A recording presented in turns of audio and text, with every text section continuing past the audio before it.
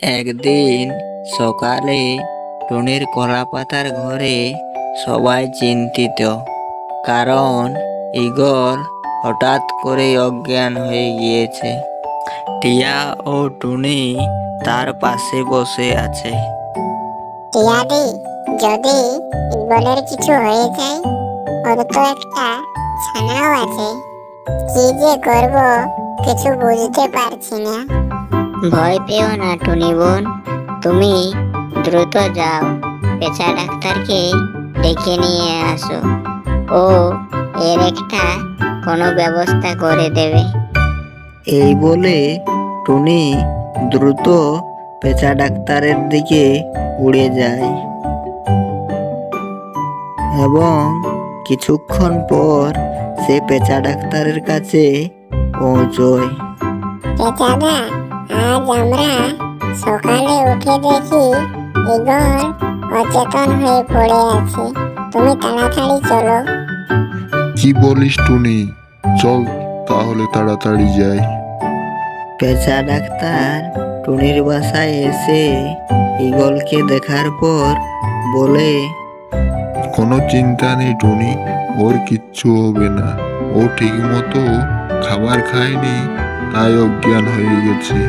আমি কিছুগুলো ওষুধ দিচ্ছি, এগুলো সময় মতো খাইয়ে দিবি।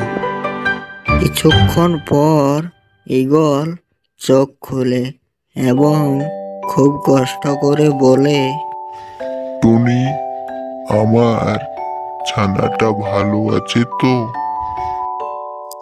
হ্যাঁ, ও খুব ভালো আছে, আমরা ওকে ভালো জায়গায় রেখেছি, তুমি ও নিয়ে কোনো চিন্তা করো না। এইভাবে বেশ কয়েকদিন কেটে যায়। ঈগলও পুরোপুরি সুস্থ হয়ে ওঠে। সেই মুহূর্তে সবাই আনন্দে মেতে ওঠে। কাক, যে এক সময় টুনিকে কষ্ট দিয়েছিল, সে তাদের এই আনন্দের দৃশ্য দেখে মনে মনে ভাবে, এই ঘরটা তো আমি একদিন নষ্ট করতে চেয়েছিলাম, কিন্তু আজ এখানে সত্যিকারের পরিবার গড়ে উঠেছে। টুনি, তোরা না থাকলে আমি ও আমার ছানা কেউই বেঁচে থাকতো না এই পৃথিবীতে। তোরা তো আমার কাছে ভগবানের সমান, এবং এই ঘরটি তো আমারও ঘর হয়ে গেল রে। আমাদের এই ঘরে সবাই সমান, আর বন্ধু মানেই তো সব সময় পাশে থাকা। টুনির কলাপাতার ঘর আজ ভালোবাসা, বন্ধুত্ব আর যত্নের প্রতীক।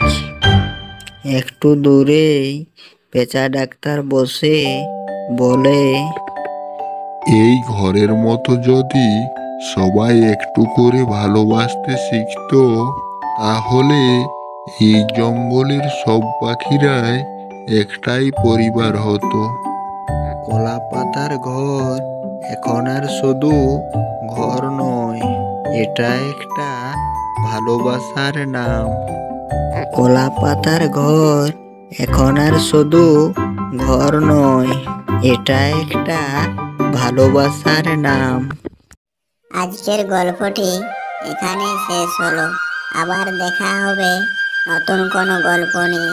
যদি এই গল্পটি ভালো লেগে থাকে তাহলে একটি লাইক করুন, আর এরকমই মজার আরও ভিডিও দেখতে চ্যানেলটি সাবস্ক্রাইব করে আমাদের পাশে থাকুন।